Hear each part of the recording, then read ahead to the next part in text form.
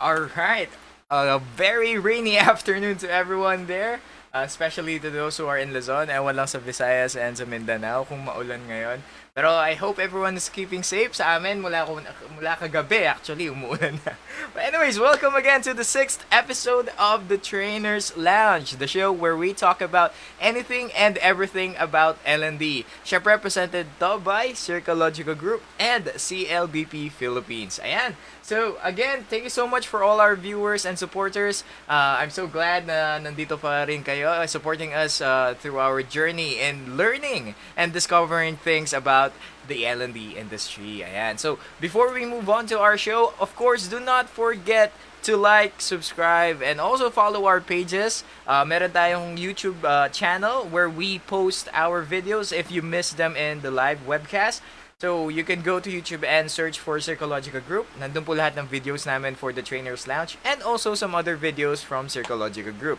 Also, we have our Facebook page, Circological Group and CLBP Philippines. Nandun din po yung mga videos natin for the Trainers Lounge. Ayan. So, paki-like na po, paki-share na rin. Ayan, subscribe and follow yung mga pages natin sa ating mga social media outlets. Alright?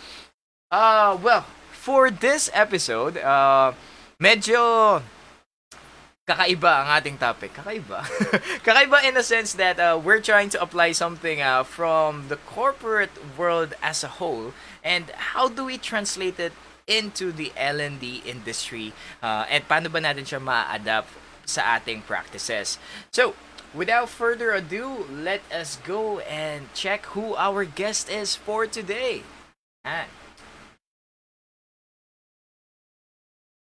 Ah, oh, yun. Ayan, haba ng credentials. So, our guest for today has a Master's in Industrial Engineering and Management from 2018 to present, so currently. And he has a VS Clinical Psychology degree with an earned 36 units in Master in Psychology from Polytechnic University of the Philippines and the PUP Graduate School. He is also a Six Sigma trainee with a green belt designation. He is also an experienced internal quality auditor for ISO 9001-2008.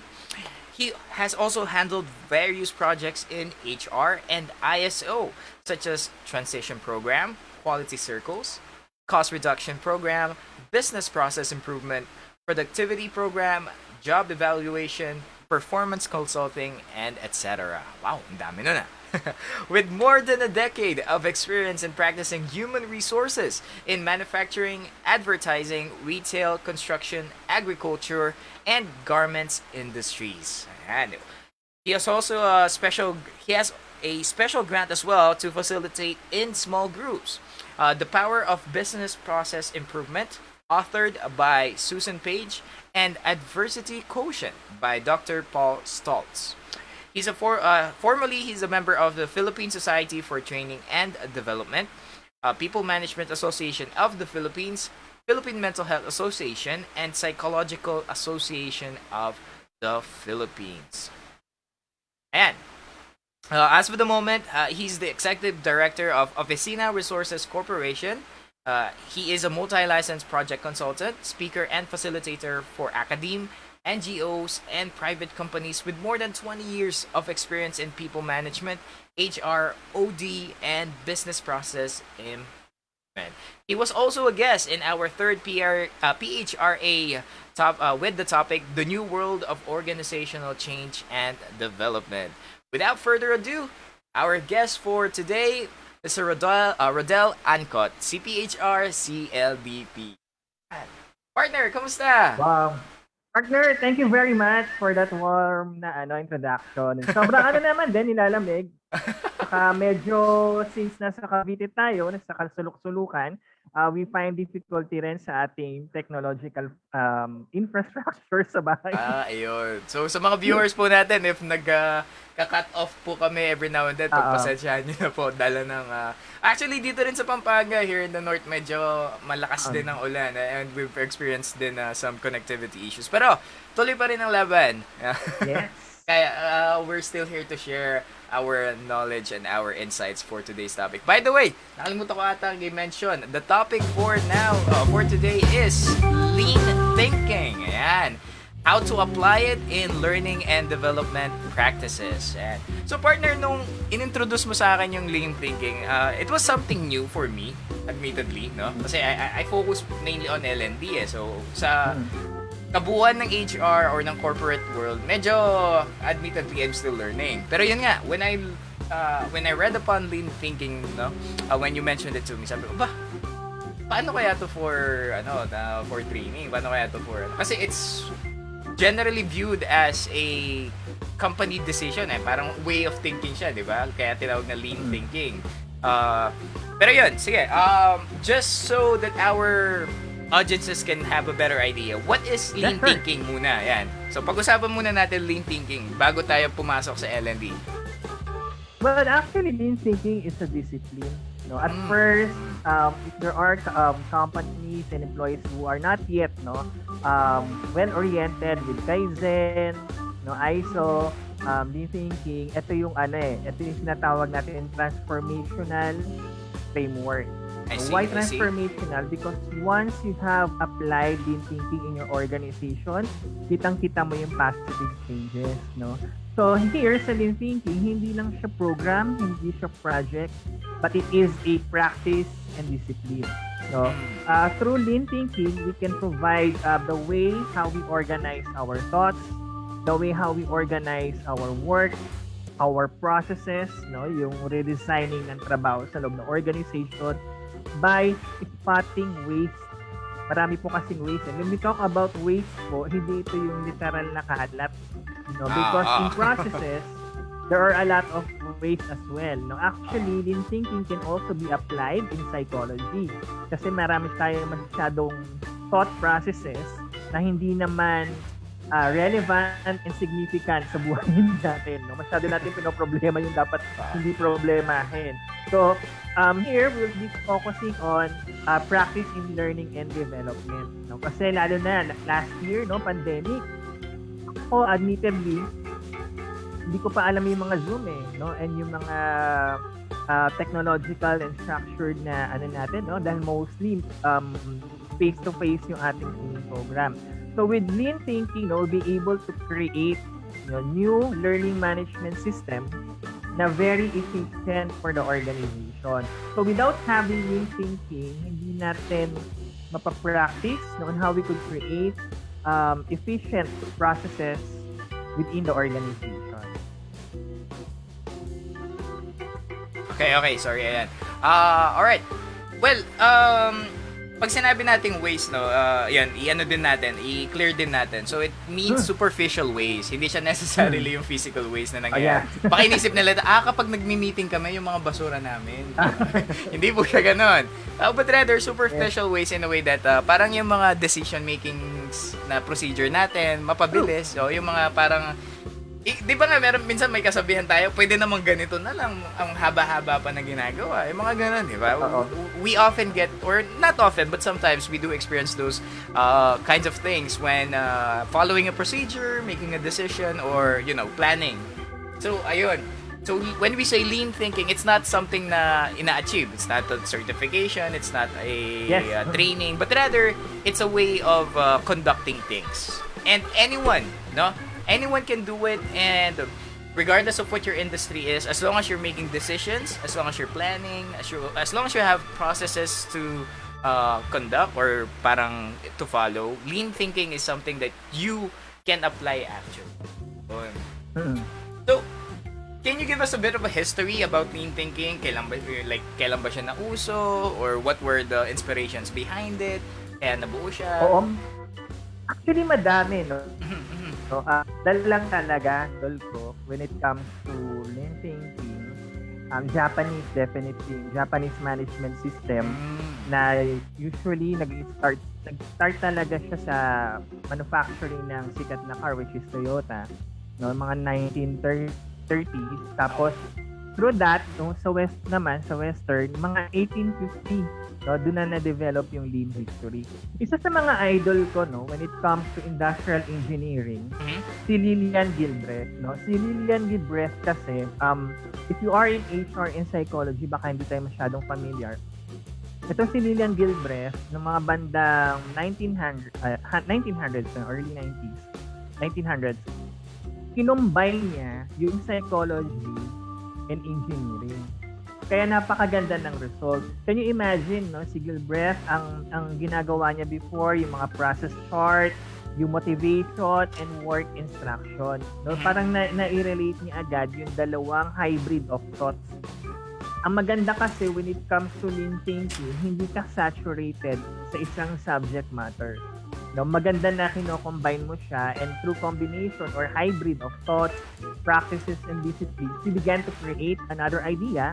No, not only na nanggaling doon sa isang subject matter na pinag-aaralan natin. So here, if you want to understand lean thinking, combine, kagaya nga ng nirarally ko ngayon, I want to combine psychology, HR, and industrial engineering. No, so maganda yung maganda yung mixture of thoughts niya. No, para medyo holistic yung dating natin. Oo. Kasi nga naman, you can apply it in a lot of avenues inside a company. Ayun. So, we can also say that lean thinking is targeted towards productivity, diba? Yes. At the end of the day, lean thinking, once you do it, once you apply it, once you parang sinapuso mo to, the end game is to improve productivity. No, regardless of what your targeting is. Now, in terms of productivity, no, there are a lot of concepts din kasi, like how can we define it? So, para sa inyo, partner, when we say productivity, no, what is your concept? Technically, productivity means when your output is bigger than your input. Kumbaga, konti yung ipinasok mo, mas malaki yung nakukuha mong output. That is productivity.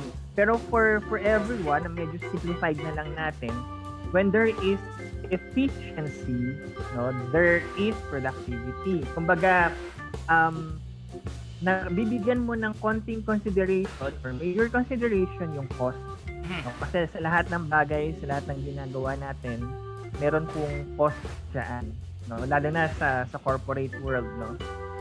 And for me, when we talk about productivity, it involves not only yung technology, but also yung relationship ng human sa machine or technology. So, ano siya, no? May partnership sa loob ng organization. Lalo na ngayon, we are facing Industry 4.0, no, which is yung first era na ng industry, diba? So, this is more on artificial intelligence. Kaya kung makikita po natin, no, ang dami nang nag-upgrade ng mga technology. Meron akong client, no?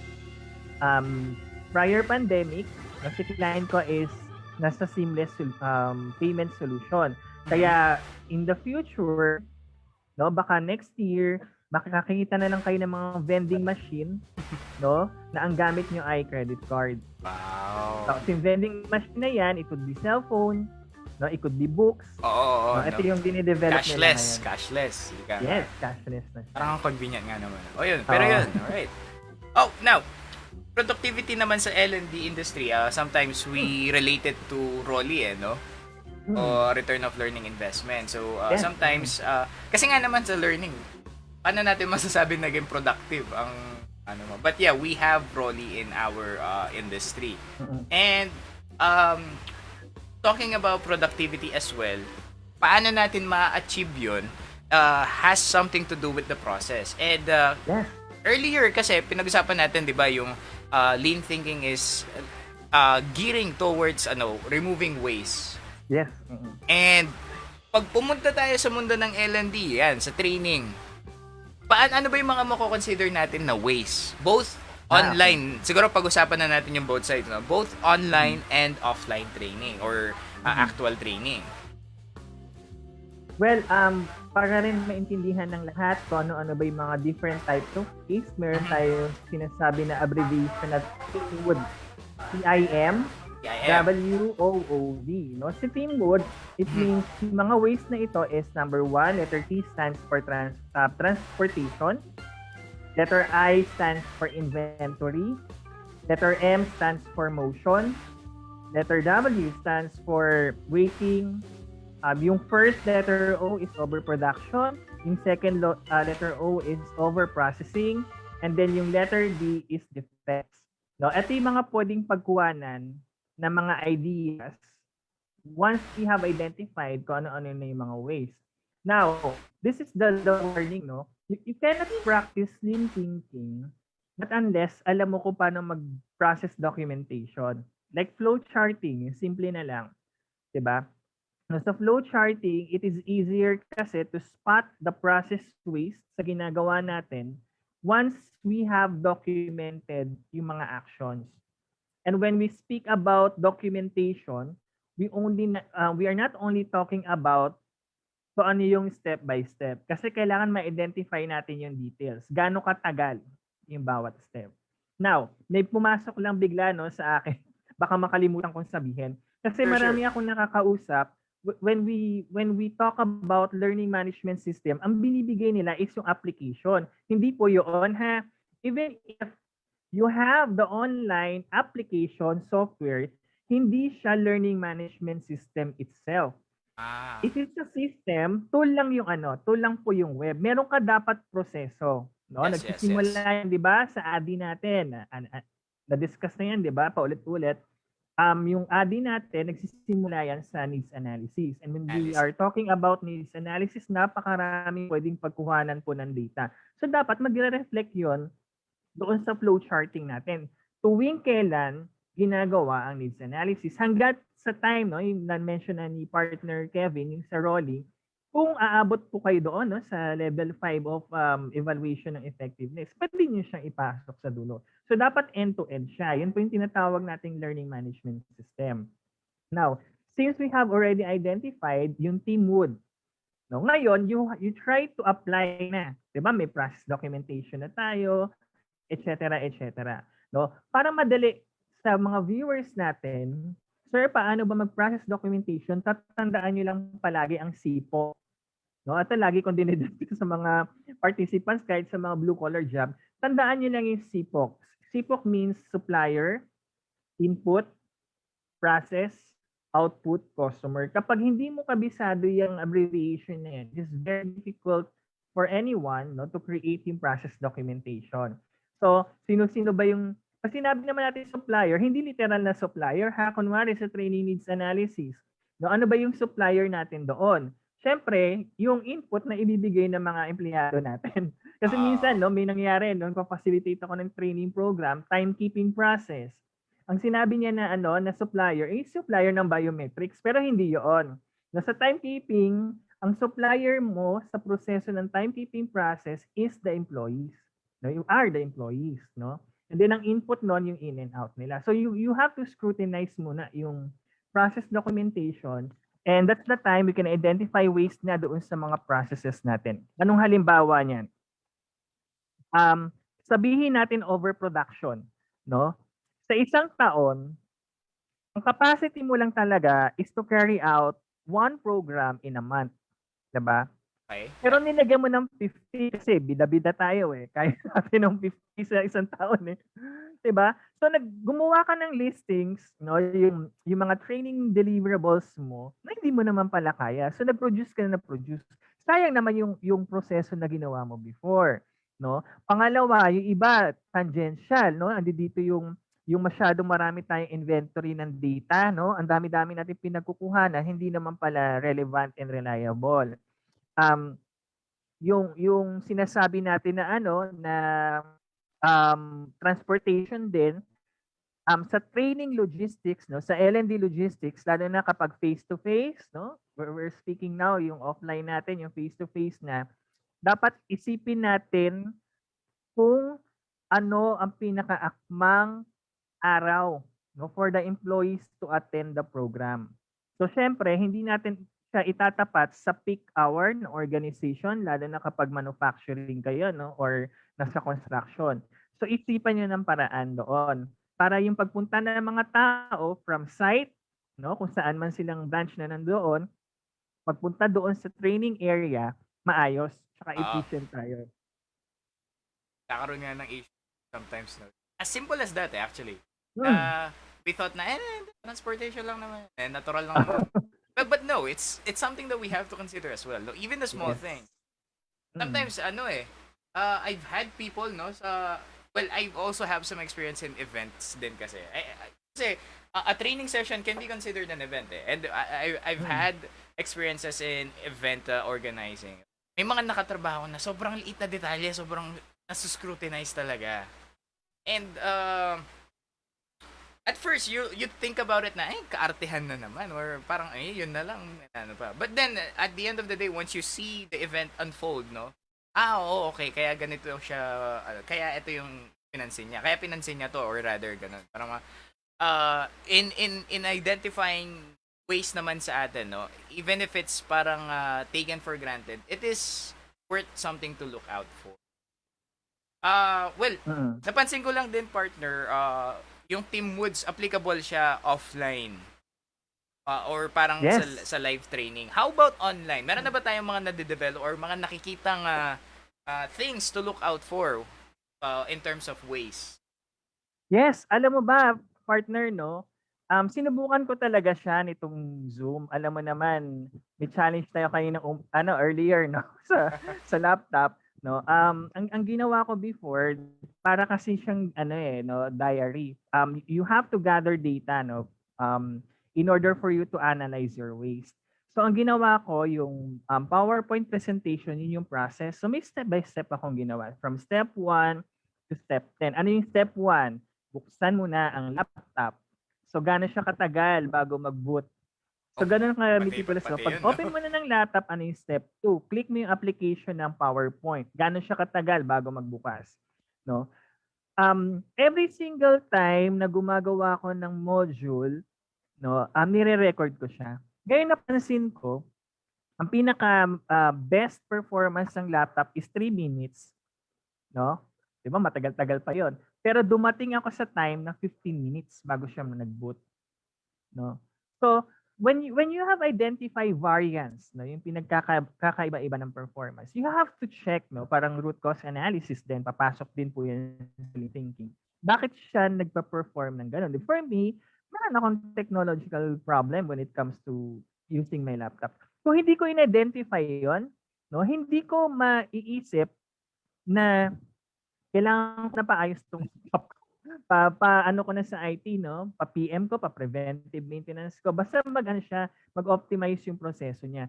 If you are not doing that, no? If you are not doing that, you are not gathering any data, hindi mo mapapansin eh. Akala mo okay lang, yun pala hindi, Oo. no? Isa yun sa sa online na itinuro ko before kasi last year August napaunlakan tayo, no, na-invite tayo ng DICT kasi may mga free webinars for teachers. So ang Yeah, topic ko noon is lean teaching. So sila rin na-realize nila maganda yung reception ng idea na dapat pala inoobserbahan nila yung mga proseso nila sa pagtuturo online and offline, no? So sa online there are a lot eh. Almo, kahit itong ginagawa ko may waste din. Kasi isa sa mga problema nating mga speakers din as well, napapasarap tayo magsalita, no? Minsan, yung 8 hours sa training program, sabihin na lang natin whole day, no? Yung pala, pwede mo na siya i-deliver pala ng 2 hours lang sa dami ng kwento kasi natin minsan. Actually, those are waste, no? Those Alam are naman ways. natin yung learning curve, yung retention. Tumbukin na natin, no? Kung ano yung specific topic at needs ng learner, doon tayo. Oo, diretso. Tama. I I remember din sa training ko no na that I conducted. It was a communications training. I developed this parang habit of doing this icebreaker, yung two truths and a lie. Kaso, Yes. I was doing it now for my students when I was still a senior high school teacher. It was well received and given na bata, so na-enjoy nila. And then at the same time, napansin ko din na okay, so it can be done for one day. Ano tawag dito? One day na introduction kasi yung first day usually icebreaker for your classrooms, no? So now nung nag-transition na ako into corporate teaching, sabi ko, try ko nga siyang gamitin and try ko siyang paliitin. So I tried it, medyo nagtagal siya than I wanted it to be, no? Kasi ang daming ina-anticipate sa online eh, no? The connection, the equipment itself, the participants. And then, nung nirun ko ulit yung program na yon, I was able to conduct it again with another company. I modified it. Ginawa ko na lang one truth and one lie. Kasi ang dami ng oras na, hindi naman sa nasayang, but yun nga, di ba? You have the whole day ahead of you to discuss a lot of topics pa na mas importante. I mean, yeah, icebreakers are important, but Mm. it's not mainly the thing that they came out for or why you guys are gathered there. So, ayun. So, when I conducted the program again, sabi ko, hindi, gawin ko na lang siyang one lie kasi mas haba. Sayang yung oras. Kahaba. Like that. So, ayun. And siguro, developing din yung mga ways na nakikita natin sa online part. Nagde-develop pa lang sila. Or rather, parang bago pa kasi. I mean, yes, online training has been done before pa Yeah. no? Pero, dahil ngayon siya naging parang full class, parang naging norm na siya, we are still in the developing stages. So, I think in terms of ways, may mga uusbong pa. Data gathering Yes, pa tayo. Data gathering pa tayo, sabi nga. Nandun pa tayo sa phase na yon. Alright, so, now that we've discussed ways, when we talk about lean thinking, how does it help a company ba talaga? Like, if we get to the nitty-gritty of how does it help a company talaga? Well, we said that it helps productivity and eliminates waste. But on the technical side naman, Malaki kasi ang yield na pwedeng ma-receive ng isang organization, no, sa when you practice lean thinking, kaya ang dami nga rin nahuhook sa Lean Six Sigma, is sa monetary talaga, no? A very high yung tangent niya when it comes to hitting. Alam mo, when I handled a cost reduction program sa isang manufacturing company, batibot na yung project ko, more on supplies monitoring and control lang. We have saved 300,000. Ako pa lang yun. Wala pa doon yung yung licensed engineer namin na nasa manufacturing, which is mas marami yung waste. Actually, yung kanila inaabot talaga ng million, no, yung yield nila per year. So, napakaganda at halaga when we practice lean thinking, not only doon sa pinaka final effect niya sa organization, na nakatipid kayo, pero yung way of practice and discipline ng mga tao. Kasi when you also practice lean thinking sa loob ng organization, you are able to redesign the job, yung mga magugulo yung role, no, napapag-unite mo. And that's the reason why yung sa mga project ko on job evaluation, malaking naging tulong ng course ko sa Masteral in Industrial Engineering and Management. Mas na-enhance yung the way how I analyze yung mga job. No, also sa lean thinking, it also helps the organization practice yung pag-install talaga ng discipline sa lahat ng tao. Kasi sa lean thinking naman walang tama or mali eh. Kaya instead of like for example, may nagkamali na empleyado, umalpak sa performance, imbis na sitahin mo siya at babaan ng disciplinary action, you will work as a team. No, you make the problem obvious para magkaroon ng solution. Isa yung nagustuhan ko sa lean thinking process. Now, once you have involved na yung lean thinking program niyo, hindi siya hearsay, hindi siya more on training, pero siya kailangan mo siyang gawin ng system na kung paano siya ipapractice sa loob ng organization. So once you have installed lean thinking, pwede mo nang galawin yun sa accounting system ninyo, HR system ninyo as a whole, hindi lang sa L&D, production system, lahat, may impact siya. Kahit sa buhay natin, lean thinking is highly applicable din po. Naalala ko tuloy, Sir Kevin, kwento ko lang. Kasi lean thinking, parang ganito siya, no? Pag-uutusan kasi ko ng nanay ko pa magluluto ng adobo no? Sabi niya, Rodel, bili kang ng toyo sa labas. Bibili ako. Pagbalik ko, ay wala pala tayong suka. Alabas ulit ako. Ay kulang pala yung paminta natin. No? Kaya minsan, pinractice ko siya sa bahay, pwede ba pa mag-uutos ka isa? That is lean thinking. No? As I have said, diba, sipok. So kung magluluto ka ng adobo, tingnan mo muna yung supply kung kompleto. No, para dire-diretso ka na sa proseso mo. Identify mo muna yung mga needed resources before you do the action part or the process part. Naalala ko lang bigla. Ayun, oo nga naman, di ba? Well, I think mga bata na lahat tayo naging bata. So I think na-experience natin. Oo, yeah. Pero I've also read some articles though no, when I was looking into lean. That it Mm. not only does it help the company itself, but also the in a way, no, for their mental health or parang Yeah. yung stress Mm. management, ika nga, yun. Mm. Kasi nga naman, referring to your story nung bata ka na Siyempre, siguro yung pangatlong utos, bad trip ka na, no? 'Di ba? Kasi iniisip mo na, bakit hindi pa pinagsabay? So, ayun nga, I also read upon that lean thinking could actually help also in stress Yeah, management in the workplace. If you definitely.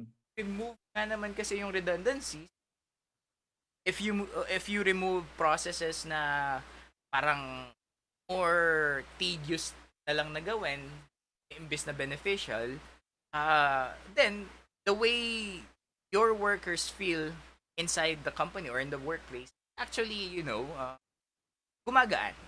Parang ganon. Yun din naman ang isa sa mga goals ng league. Uh, True, true. Oo, actually, I had a client, no, si Bounty Fresh. Months ago, we have facilitated lean psychology. No, application of lean thinking sa mental health natin. So doon, we have identified nga, 'di ba, may waste tayo ng overproduction, no, and overprocessing. Ang co-equivalent niyan sa psychology is overthinking. At yung overthinking sa clinical psychology means isa siya sa mga main reason of depression and learned helplessness. No, kapag isip ka ng isip, 'di ba, Oo. hindi ka makawala doon sa thoughts na 'yon.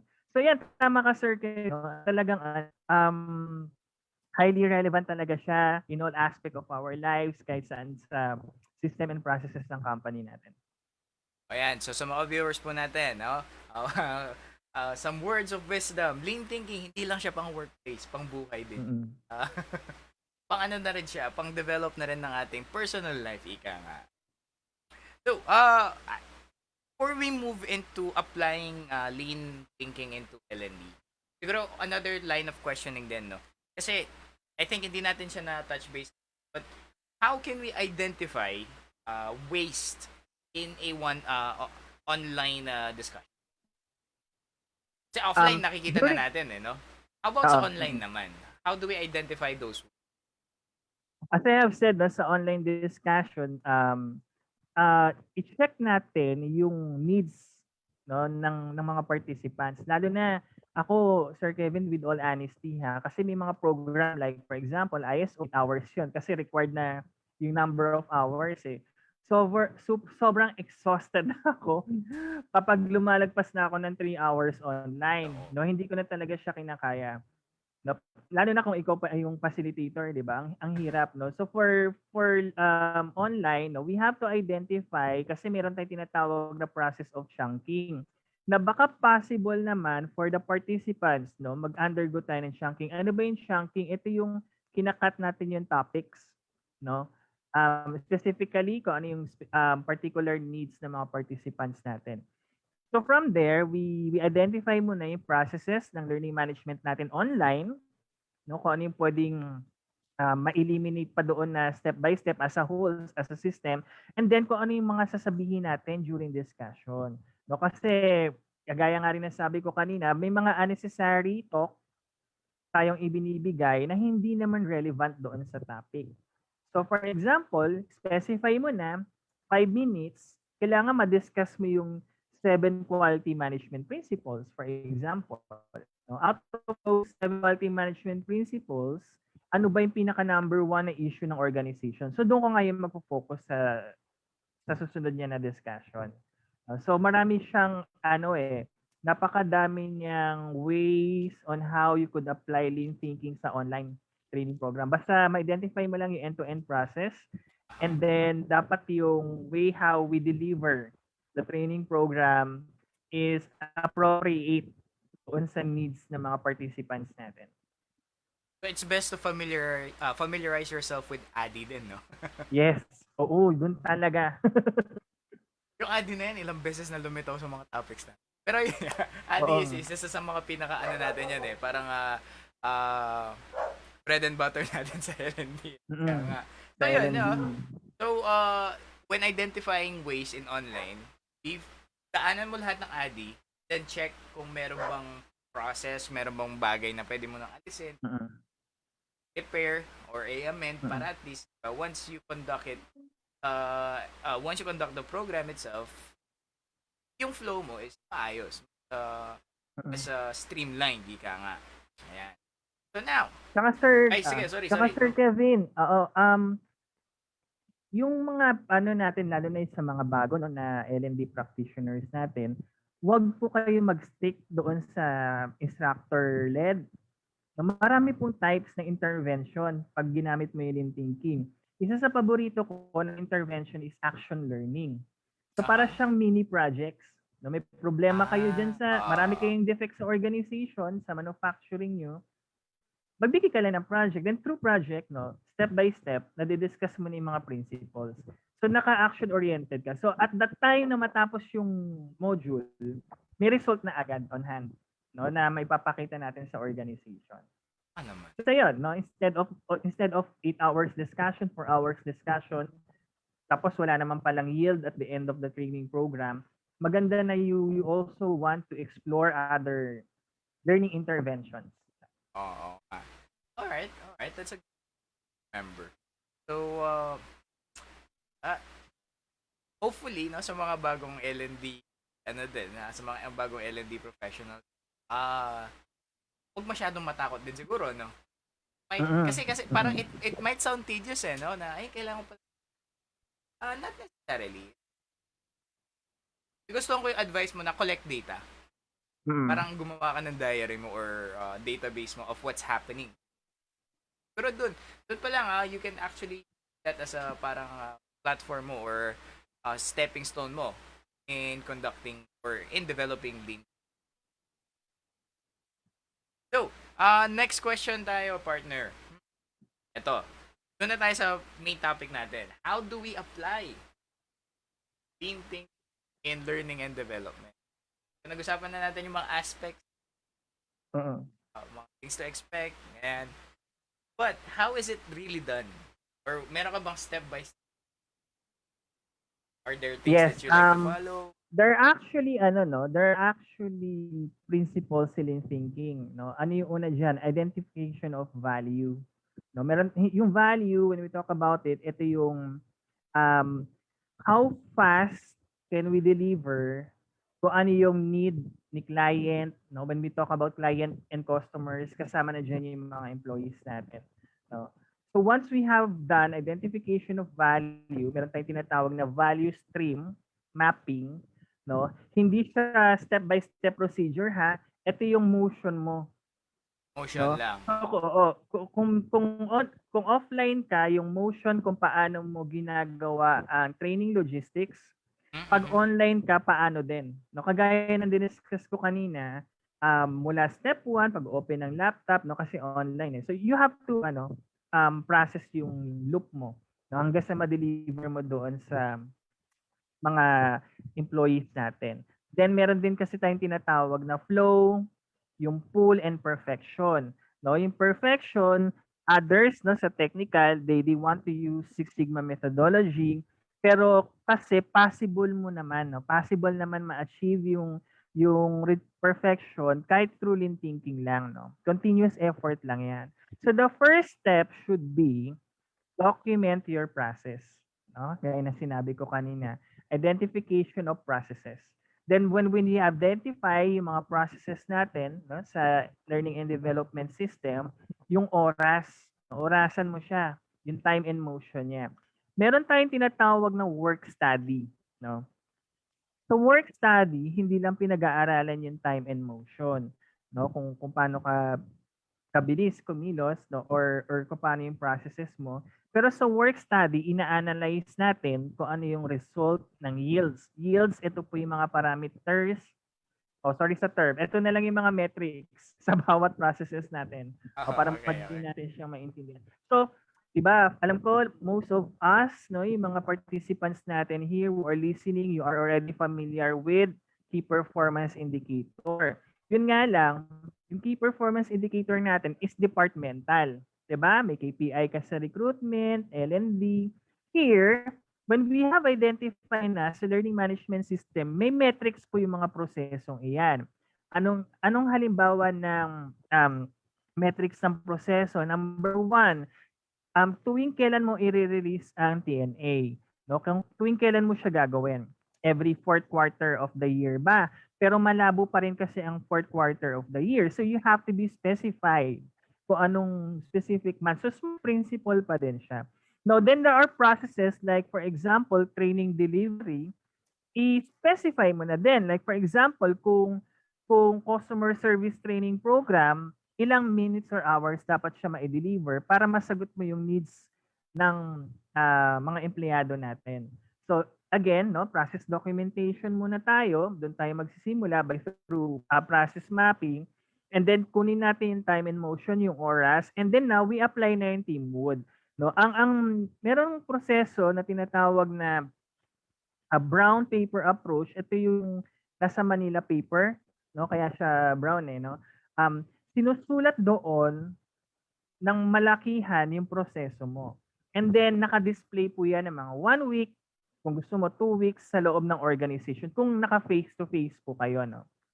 Bakit kailangan gawin to? Kasi when we want to identify ways, hindi naman siya isang araw, biglaan, hindi Meron at meron darating na time na may isip mo, parang may mali dito. So may post-it po yan, no? Nilalagyan natin ng mga indicators yan, ano yung pwedeng baguhin or not. Pag online, much better na it's either pag-usapan ninyo via Zoom or you may want to create kayo mismo, yung platform yun na naka-display lang doon yung inyong mga processes. No? And then you must have no, the skill in process audit. Kasi maganda na if you are doing lean thinking, familiar ka rin sa process auditing. No? So, check mo yung compliance level, etc., etc. Then when we talk about defects naman, no, kung meron tayong hinihit na target sa learning effectiveness, bakit bumababa yung score? No? We have to do yung root cause. It could be bumaba yung score sa level 1 pa lang, yung sa reaction level ng participant dahil mahina yung internet, no, nawawalan siya ng gana. Or baka masyadong maraming sinasabi si facilitator, kagaya ko, madaldal ako kasi pag nagtuturo So, kailangan ba nila ng games? No, yung game ba is highly relevant doon sa topic? So, we have to make sure of that. Yung pinaka-last, huwag natin kakalimutan yung evaluation or yung effectiveness. Kasi dito nakabase yung testimonial, how they are satisfied, number one, sa training program. Number two, yung iba gumagamit ng pre and post test kapag technical. Ako, pag technical, maganda na may pre and post test. Number 3, ano yung application? Kumbaga, ano yung magiging action plan nila. Tapos you have to visit them after 2 or 3 months kung nagawa nila yung action plan.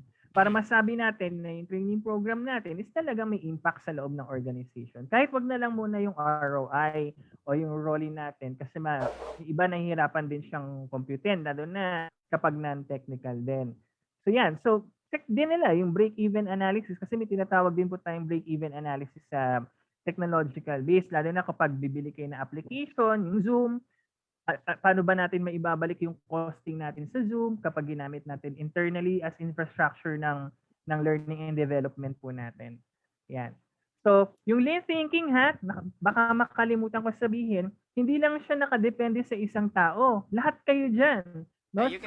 So sharing, yun ang maganda sa lean thinking kasi ang hirap no, ikaw na nag-iisip mo kang sira sa kakaisip. Yung lean thinking is about sharing, talking about kung paano nyo ma-improve yung processes. So, yung iba kasi parang they want, ako yung project leader, dapat ako lang may alam. Hindi po ganun yun. Hindi po ganun. Sino yung... Oo nga. Ano mo may stress? Oo. The more na marami po kayo sa team, the better kasi mas marami magko-contribute. Oh, so going back, i-apply lang natin steps or apply for Yes. We have to identify yung ano kasi yung value stream natin, no? We have to identify yung processes, yung value stream natin, yung mismong flow natin sa loob ng processes, yung Yung pull, which means it's a term no, for perfection din na kung kailan may need, doon natin siya ibibigay. No? Very timely siya dapat. When we gear towards perfection, no, we must check and apply continuously yung lean thinking. Hindi siya one-time event at tuloy-tuloy po yan. And at the same time, yung pinaka-last na natin is to measure how effective we are doon sa initiative na ginagawa natin for lean thinking applied sa learning and development system. Kasi part po talaga ng L&D ang measuring of training outcomes or effectiveness ng program natin. There are 5: learning effectiveness, reaction, learning application, impact, ROI. So depende na sa organization kung hanggang saan niyo po muna gustong galawin. No? So wag niyo na rin munang pahirapan sarili niyo kung hindi niyo pa kayang i-compute yung ROI, okay lang din. Pero kung gusto niyo mag-level 2 na agad kayo, no, meron kayong pa-exam after ng training program, pwede naman din po. Singit ko lang din.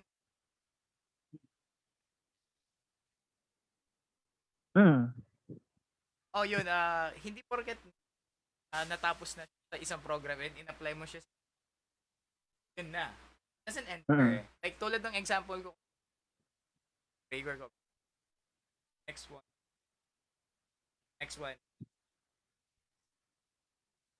Well, yes, in a way. As long as I offer that program, I have to go back again.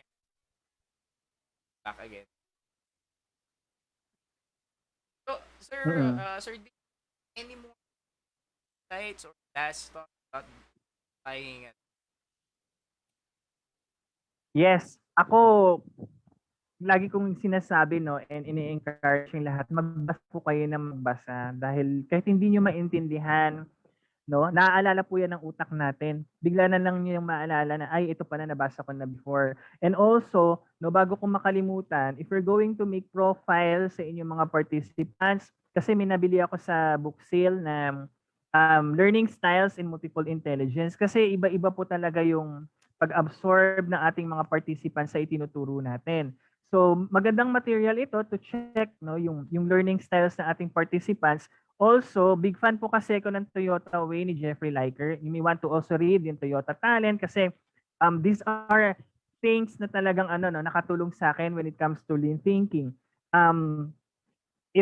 If may po kayo sa libro, alam ko yung Big Bad Wolf, ano pa rin, 'di ba?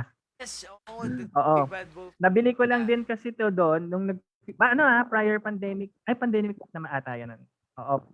February yun no, bago tayo nag-ECQ. Nasa lang ito, nasa 300 lang po siya yung lean turnaround. It's a workbook for lean thinking. Ewan ko kung makikita ninyo. Ayan. It's a workbook for lean thinking. Napakagandang material. Isa sa pinaka-favorite na material ko. And also, if you want to, ito rin, nasa Big Bad Wolf din, nasa 300 din lang din siya. Ang kagandahan nitong Global Kata, bibigyan kanya ng insights, no? And an overview kung paano gawin yung lean business system. Kasi sa lean business system, napakahalaga po ng role ng learning and development. No? So may mga makikita ninyo how important yung LDS natin, yung learning and development system natin, hitting yung sa organization. Merong libros may libre pong libro ang International Labor Organization. Kasi alam niyo naman, di ba, contributory tayo din sa ILO. Pwede niyo pong hanapin, downloadable naman po yan, yung librong work study. Ito po yung nire-require sa mga industrial engineering and management to read on. No? So makapal po siya kapag pinirint ninyo, pero naka-PDF na po yan. Ano naman siya, libre naman nila International Labor Organization yung material. Ano pa ba? Ayan po. So you just keep on reading, no, yung sa lean thinking. Kung wala pa po kayong money, akong ginagawa ko po kasi before, if wala akong enough budget to attend the training program, kasi mahal before, di ba? Ngayon kasi mura na lang siya.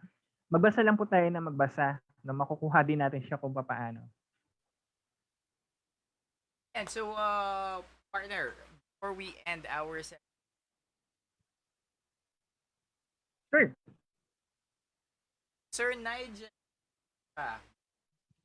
Sir Nigel. He says, hi, Sir D. Your can't deny that potential. However, however, like any other things, there are also downsides. Based on your experience, partner, are there any advantage management? Oo nga naman. It's okay to pag-usapan din naman. Oo. Isa na nakikita ko 'no, kasi if you are ISO certified company, tapos you may want to practice mabilisan kasi si lean thinking, eh, 'no. You may want to practice lean thinking, babaguhin mo yung processes. Medyo magbubugo kayo ng konti. No, kasi, hindi ka puwedeng mag-change agad-agad ng processes na hindi dumadaan sa documentation system ni ISO. So, marami siyang pagdadaanan, maraming pipirma, yung reason kung bakit, et cetera, et cetera. Pangalawa, hindi ka puwedeng ang isang disadvantage ng lean thinking, kapag sinimulan mo siya sa middle management, wala kang buy-in ng top management, sayang effort. Kailangan sa kanila muna, yun lang. Pangatlo, medyo sumusobra minsan sa lean thinking, napapaikli na yung processes na dumadating sa point, nako-compromise na natin yung deliverables sa customer, 'no?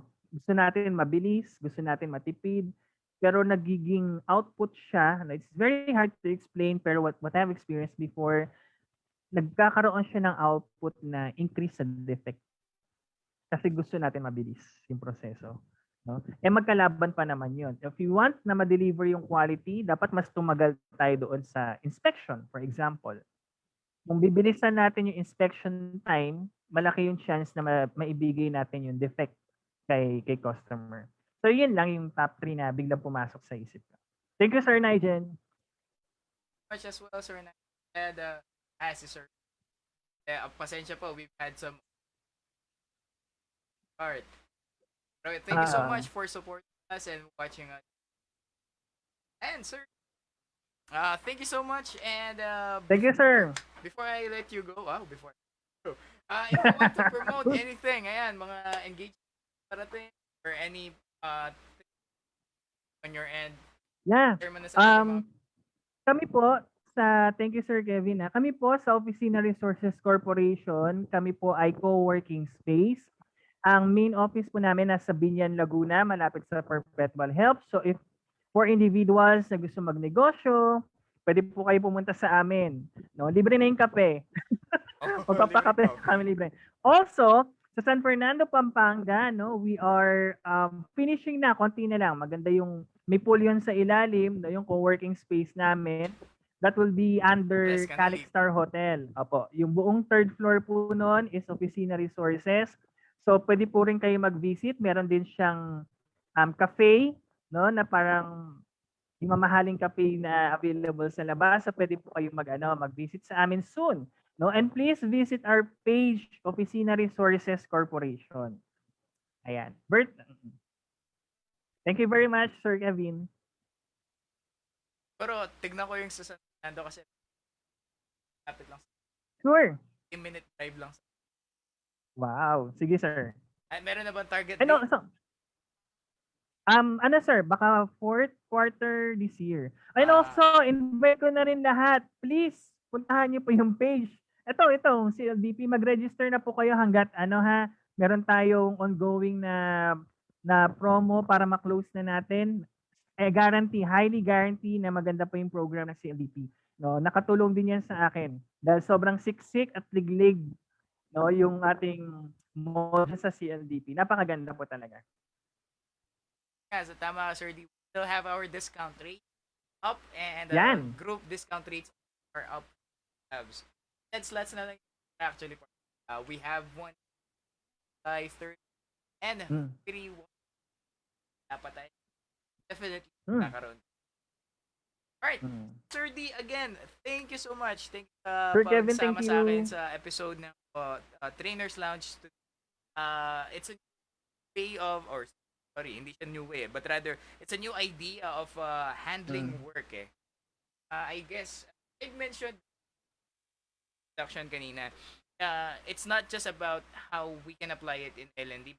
in working as a whole, but also in our. Maraming salamat for sharing paano natin ma-appreciate and ma-apply ang thinking ating. Yan. So, Yan, hanggang, thank you. siguro, hanggang ngayon na muna. Pero, invite pa natin si Sir D niyan sa mga, hanap pa tayo ng Sure. magandang topic.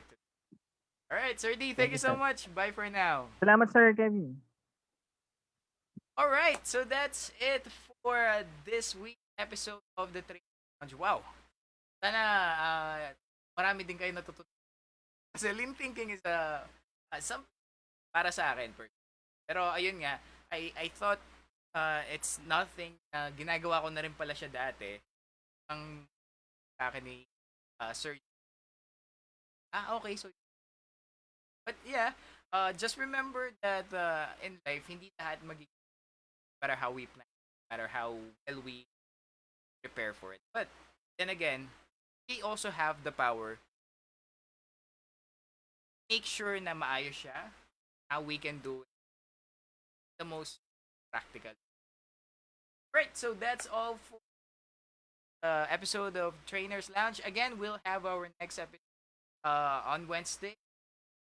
Live po tayo every Wednesday from 5 to 6 p.m. Don't forget to like, follow our page, and also kung na-miss nyo yung episode, catch us to watch our episode in YouTube and also in.